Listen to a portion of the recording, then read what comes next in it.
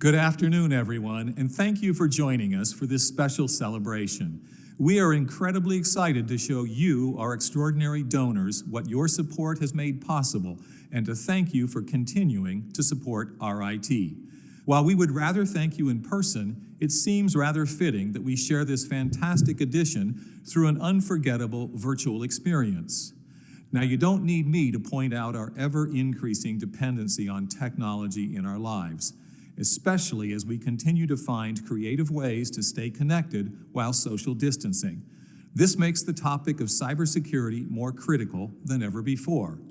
Unfortunately, over the past few years, there has been an increase in malicious cyber activity against U.S. companies, government, and private citizens. Study after study has echoed the gravity of our country's vulnerability and the need for developing new protocols to protect our investments.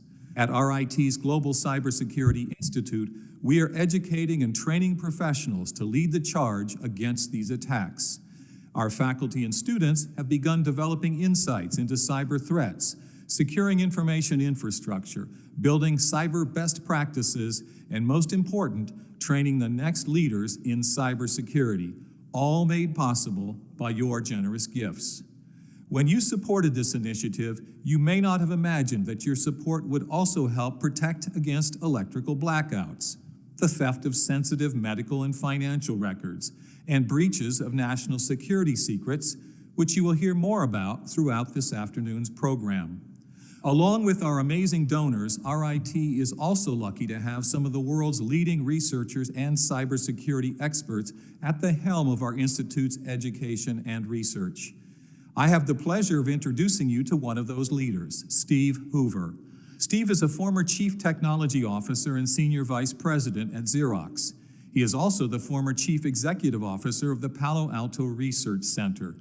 Steve assumed the newly created position of endowed Katherine Johnson Executive Director of RIT's Global Cybersecurity Institute in 2019, and has since been hard at work expanding the university's cybersecurity research and student-focused programs while tackling and solving critical workforce and cybersecurity problems around the world. I am so happy to have Steve at the helm of RIT's Global Cybersecurity Institute and here with us this afternoon. Please welcome Steve Hoover.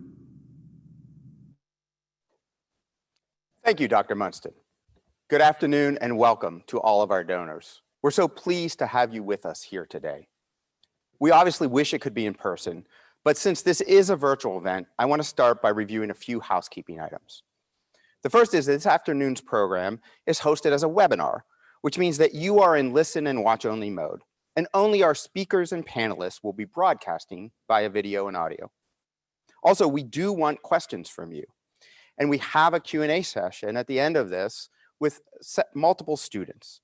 So we encourage you to enter any questions you have during the presentations, and we'll close with those panelists in time to get some of those questions answered. And of course, you'll be able to submit questions in real time during that panel. And to do that, you simply enter your questions in the Q&A box at the bottom of your screen. Again, anytime during the program or afterwards. Lastly, please note that we will be recording this webinar, and all registrants will receive a link as soon as it's available.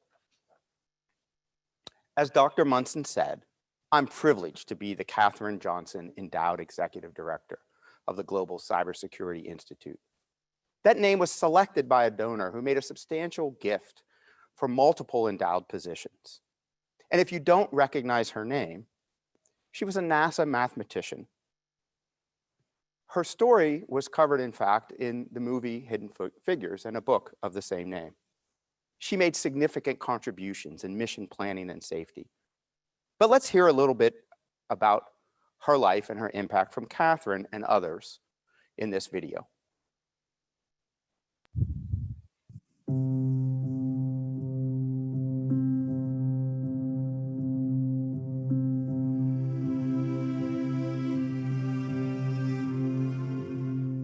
My problem was to answer questions, and I did that to the best of my ability at all times.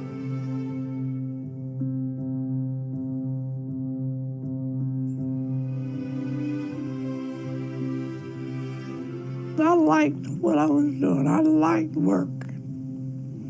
I liked the stars and stories we were telling. And it was a joy.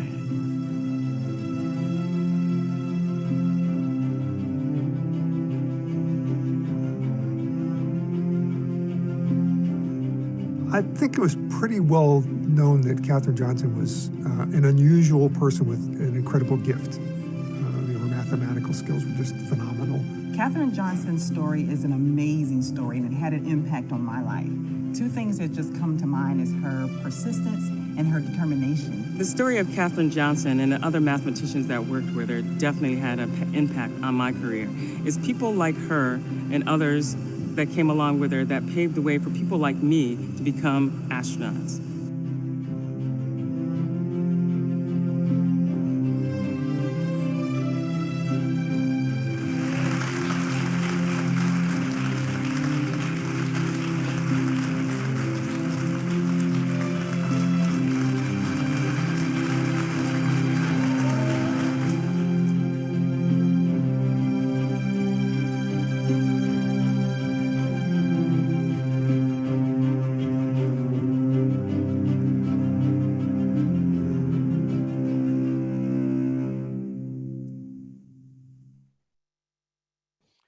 What an honor I have to be in an endowed position named after Katherine Johnson.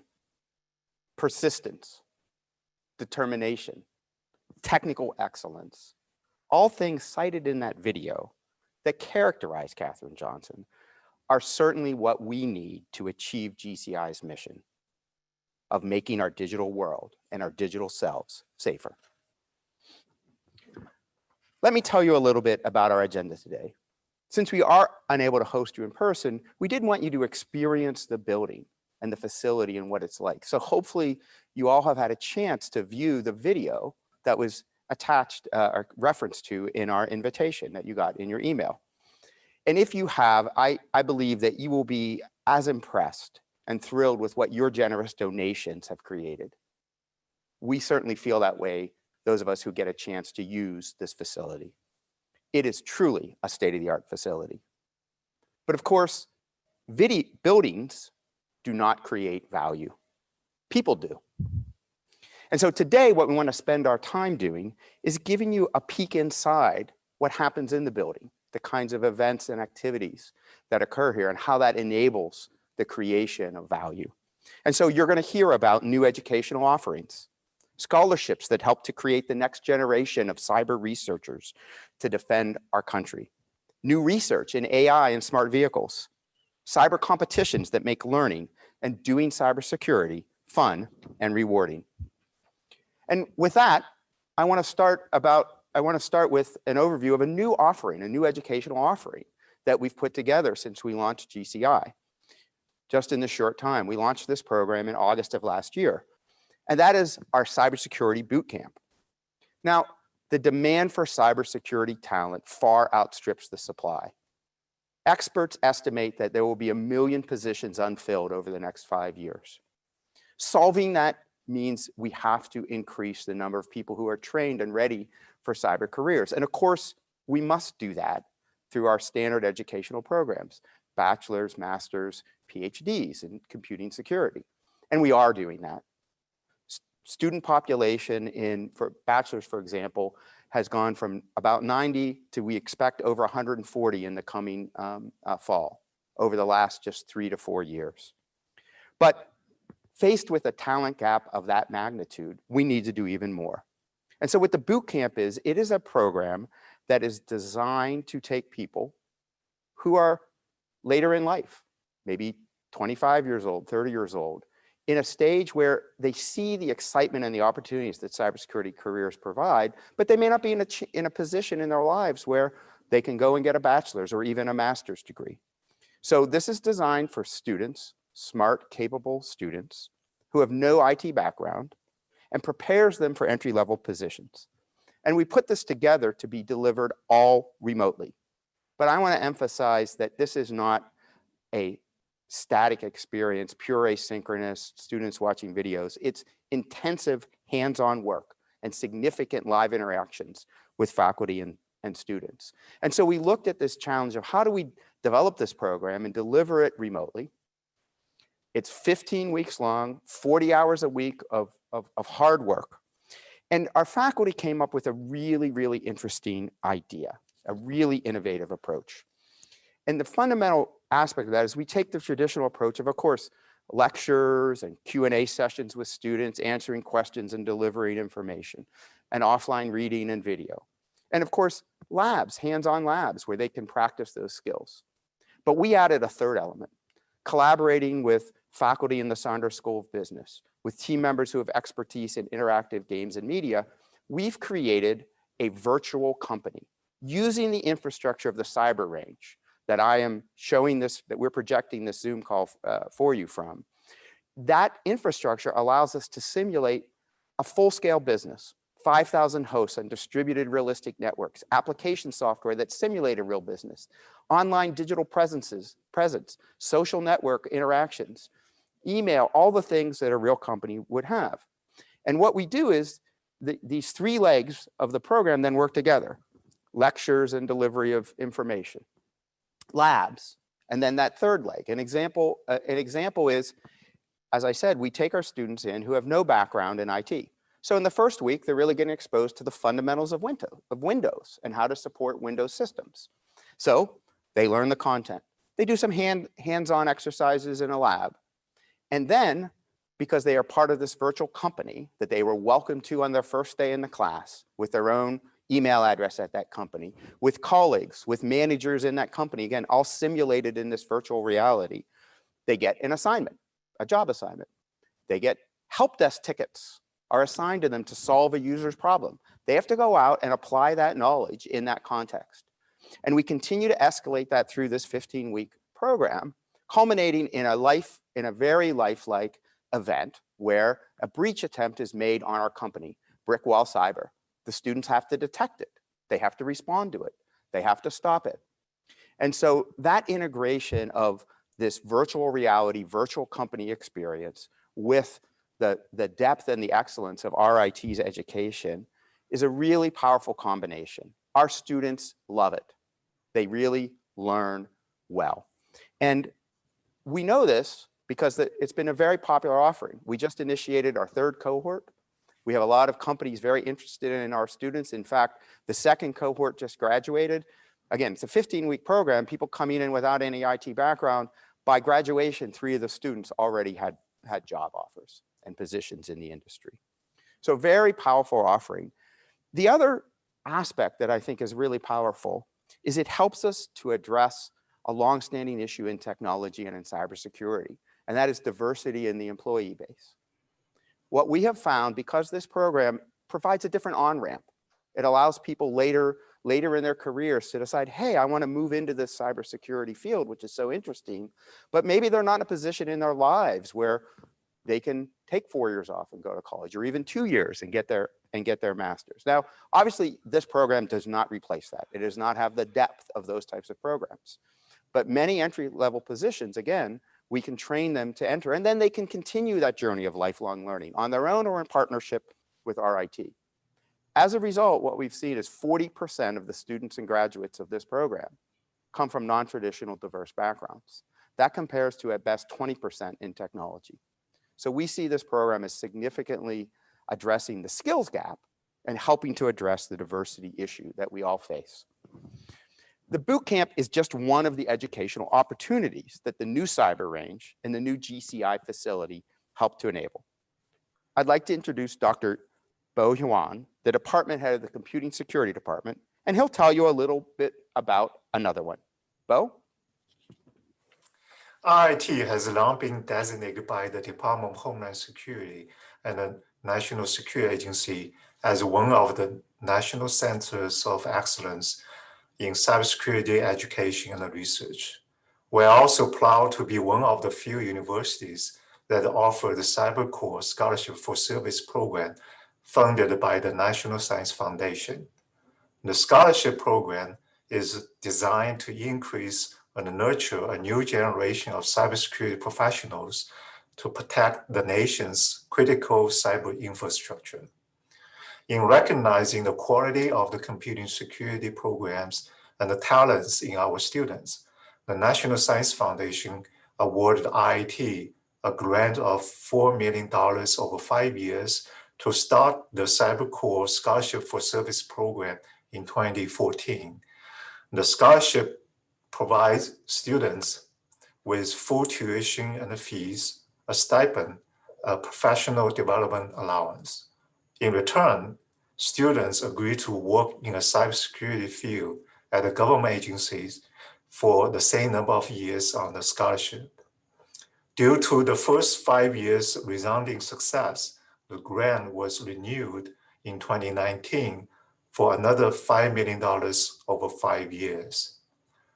In addition to the CyberCore Scholarship for Service program, we also receive funding annually from the Department of Defense through the DoD Cyber Scholarship Program. Thanks to your generous donations, the dedicated cyber scholarship space in the new Global Cybersecurity Institute building provides a collaborative learning environment for students in the scholarship programs to enrich their cohort experience in both research and education. Thank you.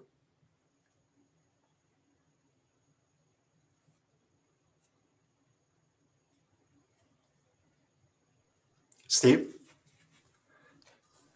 Thank you, Bo, for that overview of the Scholarship for Service program. I want to switch gears a little bit now and give you a peek inside the Global Cybersecurity Institute research labs. So I'm very pleased to introduce you to Dr. Matt Wright, who is the Director of Research at the GCI. Matt? Thank you, Steve. So by hiring new faculty and investing in our people, GCI Research has more than doubled from less than $1 million in grants in 2016 to over $2.2 million per year over the last 3 years. And in 2020, our researchers published 23 papers in the very top venues in computing fields, with 8 of our papers winning honors or awards. Beyond just the numbers, GCI Research also has serious impact. Today, I'll be sharing with you a few of the research projects that we have been working on. And I'm going to start with our work on the deepfake project, where we're helping journalists to detect deepfake videos. This is work with a lot of great people, and I won't have time to get into introducing all of them, and support from the Knight Foundation. You've probably seen videos like these, face swaps, where here a man is becoming a Barbie doll. And this type of video can be enabled with deepfake technology. It can create a lot of fun effects in entertainment and the arts.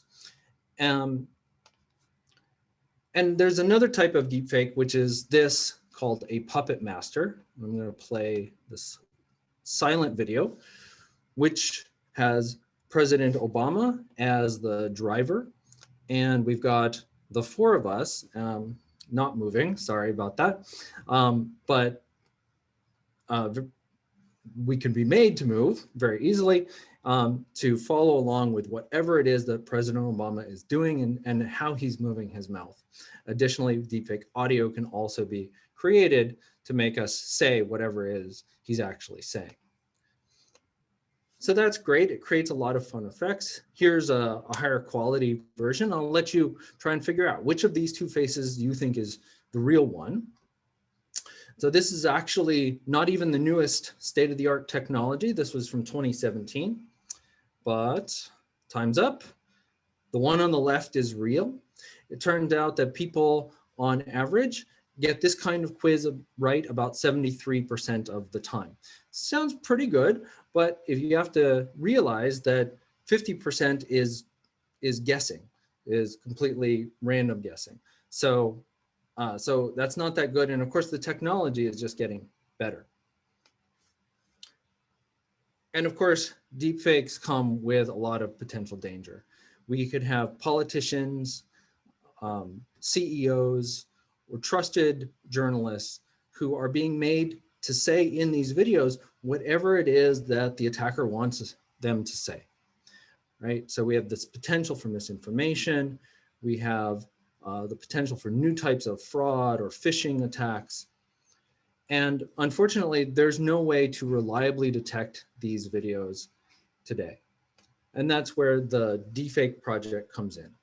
With the Deepfake Project, we are working with journalists to understand what they would need from a tool like this. And on the technical, on the back end side, we are developing the detection algorithms that can be robust and successfully detect these videos, even as attackers are trying to adapt. We build these together into a tool that looks like what you see here on the right. The journalist is going to input the video, and after some processing, there's going to be a score that shows whether the video is fake or real and how confident the tool is. And that's it. So you can go to deepfake.app to learn more. I'll stop sharing there. And so creating software like that to detect bad guys, catch them in the act, is important. What happens if the software has bugs and it doesn't work? Or if the software that runs other critical systems, from airplanes to nuclear power plants, has weaknesses that the bad guys can exploit? That's where Professor Mehdi Miracoli's research comes in. And right now we're going to play a short video that highlights his work on software security.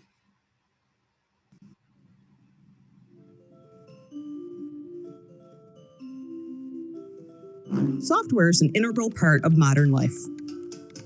From life-saving medical technologies to autopiloted planes flying safely through the sky, software makes things possible that were once unthinkable.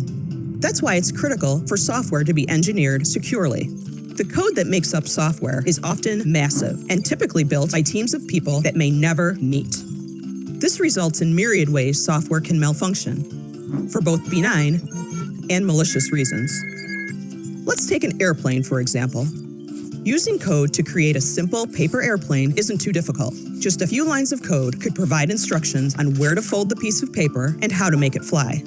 If you wanted to make a modern airliner carrying hundreds of passengers, it would involve millions of lines of code, providing analysis and functionality to everything from the jet engines to the landing gear. Plus, that code all needs backup support in case of failure, and mistakes in patching code or leaving access open to bad actors can result in catastrophe.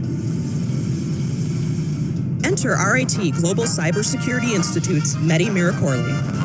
Working with groups like the Department of Defense and DARPA, Mehdi's research focuses on software design, creating tools to help engineers and programmers build software that is more resilient, secure, and scalable.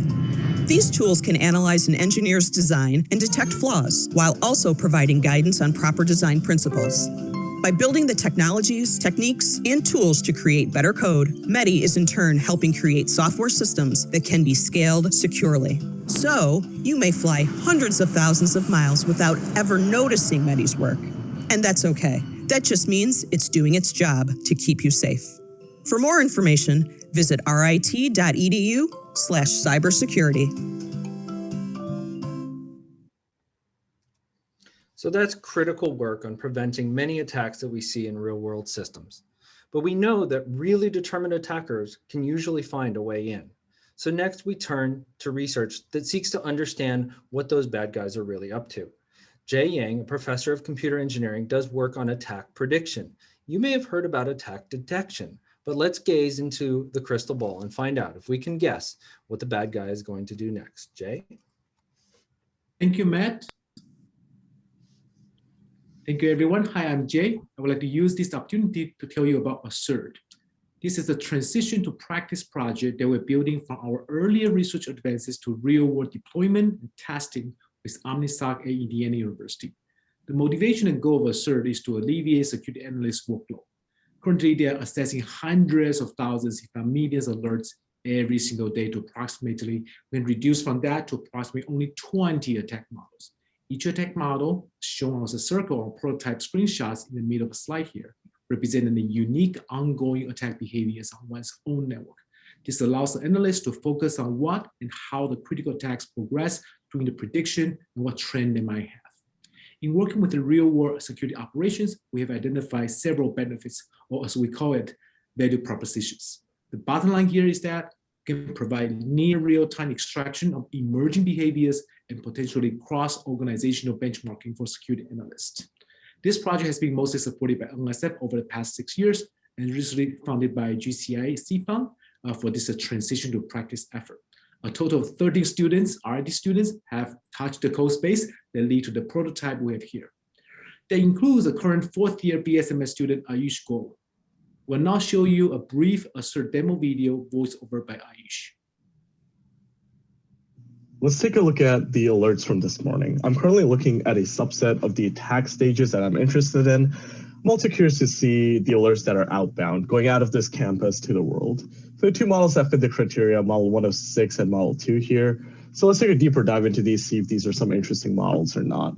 See that Model 2 is primarily HTTP, mostly non-malicious. The time elapsed between alerts is about 1 second. I'm going to go ahead and say that these are just people accessing websites, not super interesting. But Model 106 here we see is SSH credential access with time elapse of 1 millisecond. That to me seems like maybe someone is trying to access some public or private servers that they have a list of. So let's take a deeper dive into the alerts here. And I see that SSH and credential access only appear in Model 106, and they all have the same external ASN. So let's take a look at the geographical map to see what we can get from there. And it seems like Model 106 only appears in the US, so I'm going to go ahead and say that the list of servers that maybe people are trying to access is only within the United States. And this only appears for Model 2 Argentina, so maybe there's some websites hosted there. So the interesting bit, though, is definitely the Model 106 in the US. Thank you. So I hope the video gives you a glimpse of Assert that we're building, and we're really working towards leveraging the open source community to broaden the user base and also bring real impact to cybersecurity operations based on our earlier advances. Thank you very much. Matt, back to you. Thanks a lot, Jay. That's great work, and it really shows how GCI is bringing state-of-the-art ideas into the real world. Finally, we have one more research video to show. In this one, we highlight our work led by Professor Hanif Rabari on securing the wireless communications in our cars that our cars will be using to talk to each other in the near future.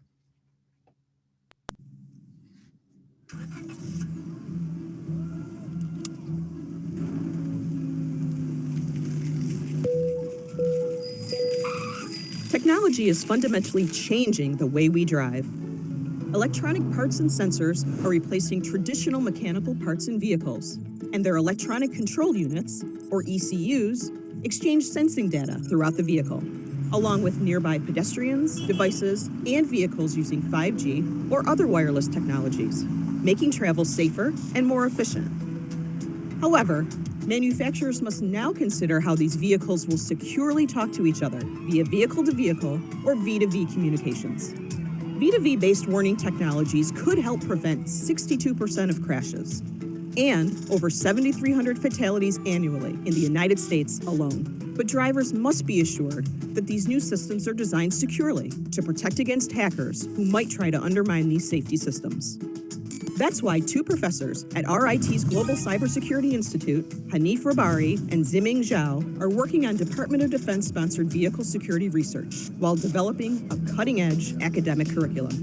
Using tools like simulators and our vehicle and V2V testbed, students and faculty replicate scenarios, identify possible threats, test new solutions, and develop teaching modules, helping standardization bodies and car manufacturers design connected vehicle systems that are safe and secure. Researchers at RIT's Global Cybersecurity Institute lead the way in developing secure protocols that enable the deployment of V2V technology in future smart cities, getting us where we're going safely and securely. Learn more at rit.edu/cybersecurity. Okay, that's it. We'll take it back to Steve. Thanks, Matt and Jay and Hanif and Mehdi for providing the videos. I hope you enjoyed our videos. We like to have a little fun with them and make them engaging. I thought that really some interesting insights, into some of the exciting research that's happening in the GCI. For the last topic, I want to return to another exciting way we're using the cyber range capabilities enabled by your generous donations to help improve cybersecurity education. If we could roll the video on the cyber range. The first floor is home to GCI's crown jewel, a state-of-the-art cyber range where you can have a learning experience in an immersive environment that simulates countless cyber attack scenarios for organizations large and small. The Cyber Range at GCI is a tool for helping teams experience what it's really like to face different cyber scenarios. The range is customizable and immersive. We can dynamically configure countless simulations.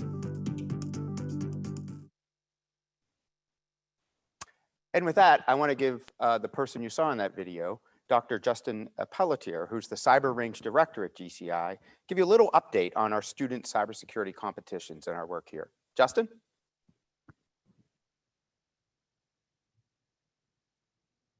Thank you, Steve. I'd like to start off with a brief note from history. 6 years ago, Bill Stackpole, a professor in the Computing Security Department, had the idea to create a new cybersecurity competition, the Collegiate Penetration Testing Competition. Unlike other competitions, this one was designed to sharpen students' ability to conduct systematic offensive security testing in realistic business scenarios.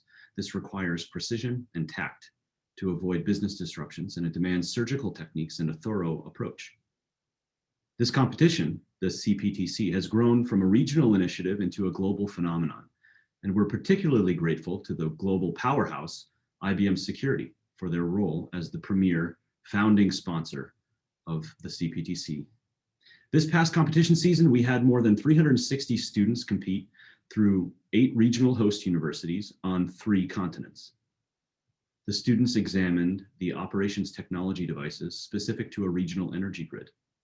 To that end, we are proud of our partnership with Eaton Corporation because they were the theme sponsors that helped us design a realistic environment, and students got to learn about testing security in critical infrastructure technologies. For the coming academic year, we're happy to announce that students all over the world will learn how to test operations technologies that include smart building controls and point-of-sale devices. They'll do this for a global food manufacturing and distribution enterprise. We look forward to hosting that competition in our new cyber range, and we're planning for an exciting in-person experience for everyone invited to attend the 2021 Global Finals. A final note, for 3 years in a row, Stanford dominated the competition. And they deserved it, they did great. But tonight you're going to hear from one of RIT's competitors. This past year, RIT became the new reigning world champions. Congratulations to Rob Olson, their coach, and to the entire team for bringing the trophy home to the Global Cybersecurity Institute. And with that, back to you, Steve.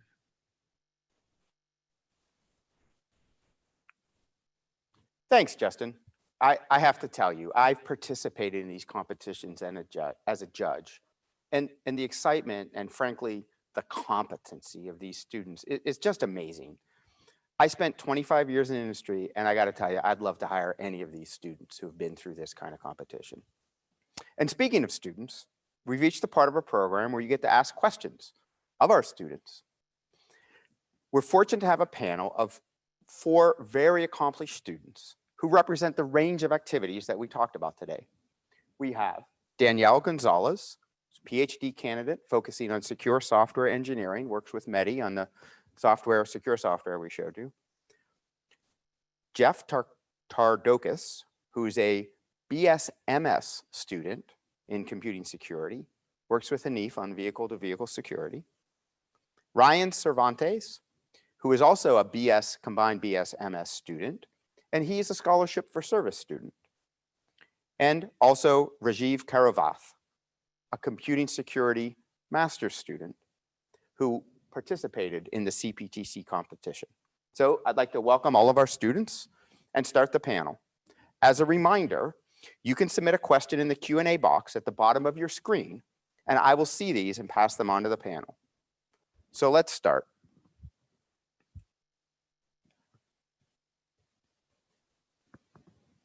Jeff, how have the features and facilities of the new cybersecurity building helped advance your research? Thanks, Steve. Jeff, can you hear me? Can you hear me here? We can now, Jeff. Yes, go ahead. Did you hear my question? Yes, thank you for that question. I'm one of the privileged students getting to use some of our great new facilities in this building. And for me, it's been particularly beneficial because all of my work, in addition to V2V security in the video you've just seen, is in wireless security generally.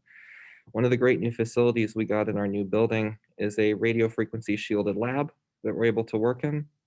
This has greatly expanded the scope of the work we're able to do. We can work now with a lot of things on restricted, licensed, or proprietary and experimental frequencies, GPS, vehicle security, 5G cellular, and all sorts of state-of-the-art cutting technologies that we never would have had the chance to work with otherwise. So we're very grateful for the new space that we have in the new building. Thanks, Jeff. Let me look over at my screen and see if we've got some other questions here. Rajiv, how did the CPTC going completely remote this year affect your experience of the competition? Okay, thank you, Steve. Yeah, so despite being remote, CPTC was a great interactive experience via the standard technologies like Discord and Zoom. Although all my teammates were able to collaborate effectively while also having a fun time with the rest of the students from the other universities. I think what really stood out was how performant the compute infrastructure of the cyber range was. The entire energy company's infrastructure was hosted remotely from the cyber range, and each team member had their own workstation as well as a full clone of the client environment for us to perform penetration testing on. Yeah. Excellent, thank you. Let's see here. Danielle, we got a question. How can we encourage more students to pursue cybersecurity research? I think an important part of it is bringing elements of research into education. So if you're taking security classes, I think it's important to highlight connections between what students are learning and the research that comes where it came from, but also actively encouraging students to participate as research assistants from undergrad onward. A lot of people may have one idea of what cybersecurity research looks like, and I think it's important to expose students to all of the different types of research, such as the variety you saw in the videos earlier. So they have ideas of maybe something will connect to them more and they'll become more interested in pursuing that type of research. Thank you, Danielle. Let's see here, what do we have?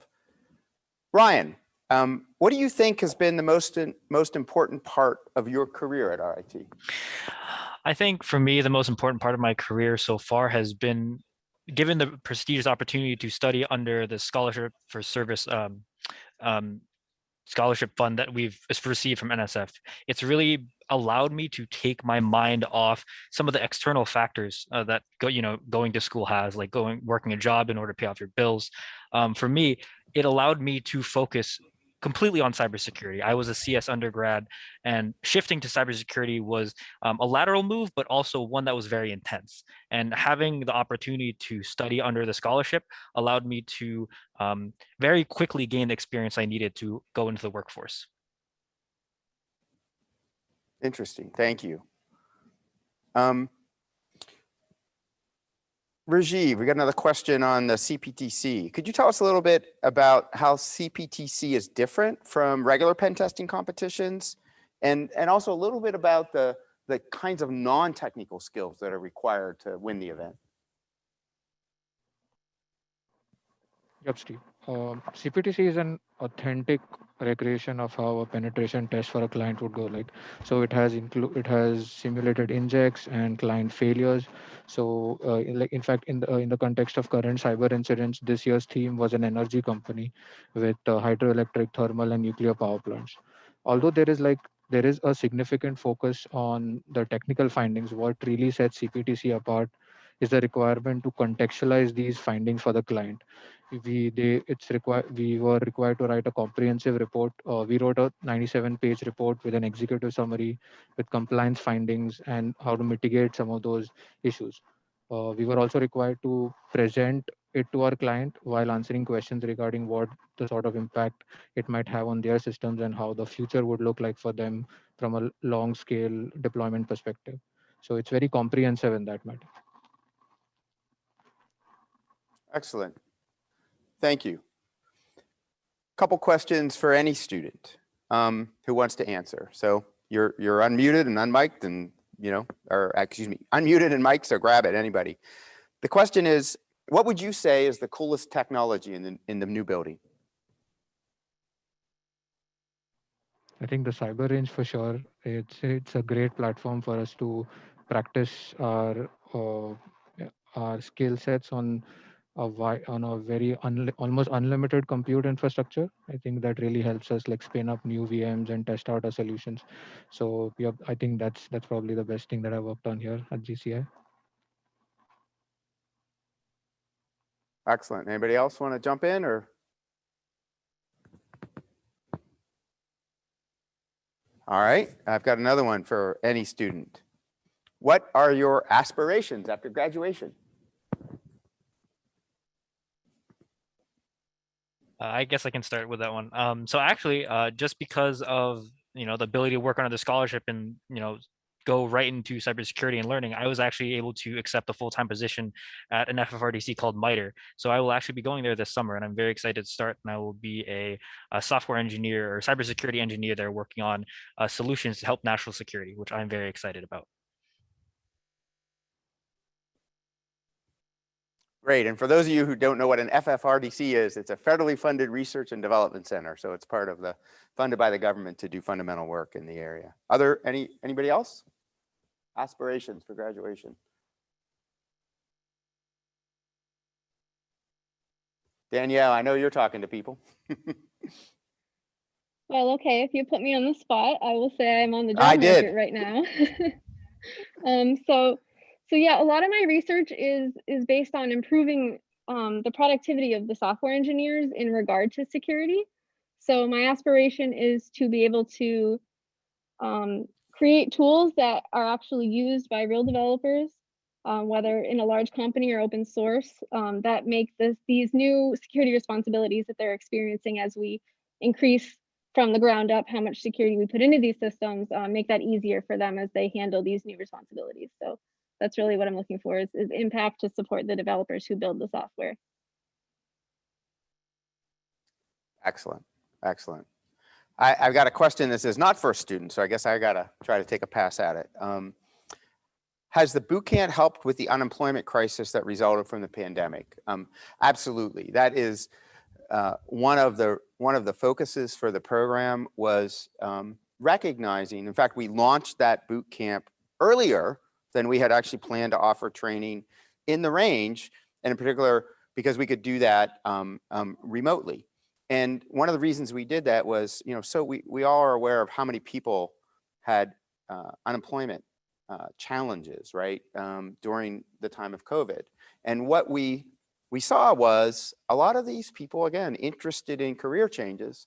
We looked at the demand as the unemployment crisis happened in cybersecurity. We monitored Indeed.com, all these websites, and demand went up. And so we were able to put together this program and offer it. And actually, through the generosity of the university, we were able to offer scholarships for unemployed workers. And through the generosity of multiple companies, also funded scholarships for unemployed workers. And so we were able to place a lot of unemployed workers into this program. So it's been very, very helpful in that regard.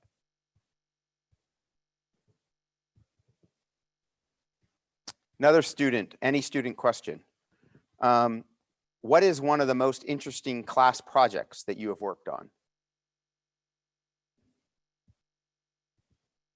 And take that broadly, could be, projects you worked on out of the RITSEC, our student club, or whatever. But I think I can take this one. So one of the projects that I worked on was passwordless authentication. So given how about 87% of all breaches that we see right now have some form of a component of a password breach where like some passwords are reused or some passwords are leaked via databases.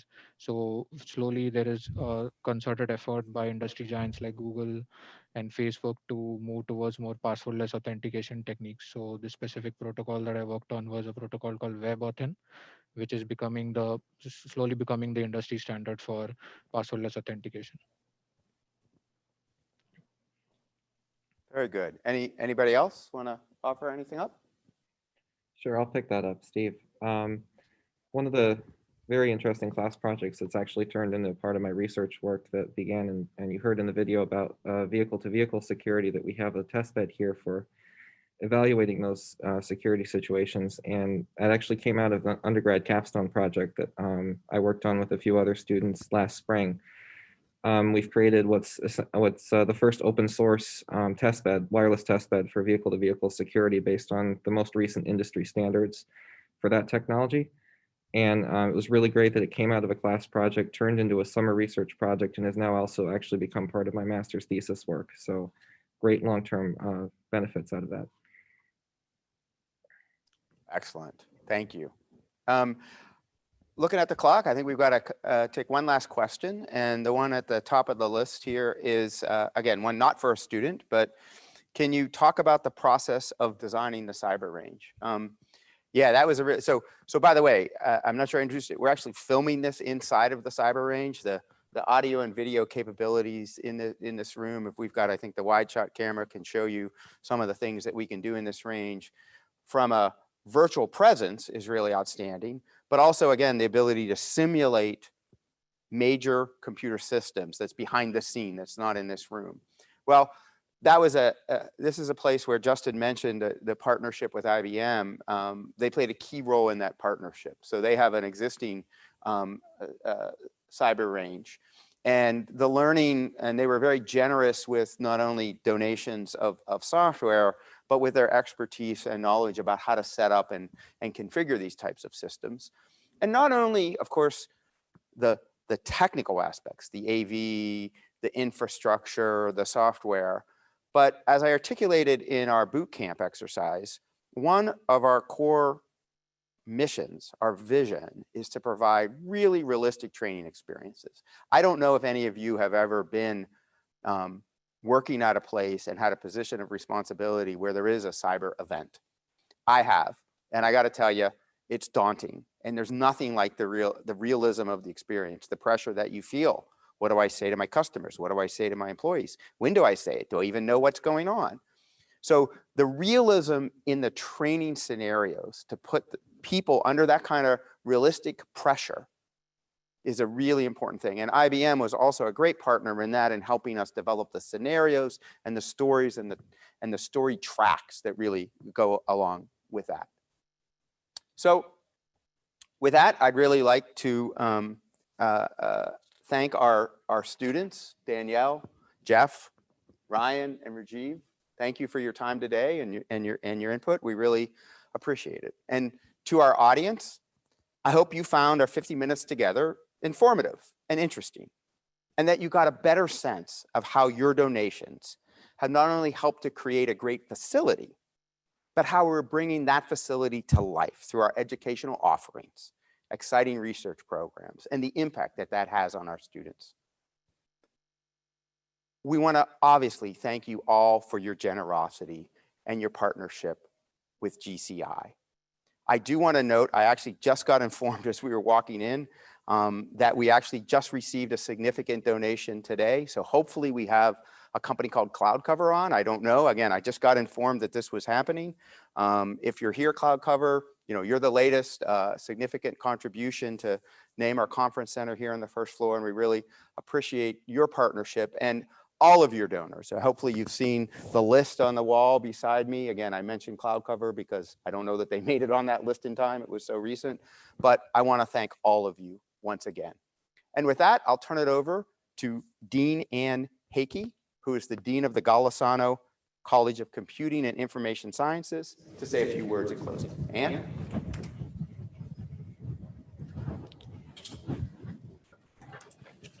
Thank you, Steve.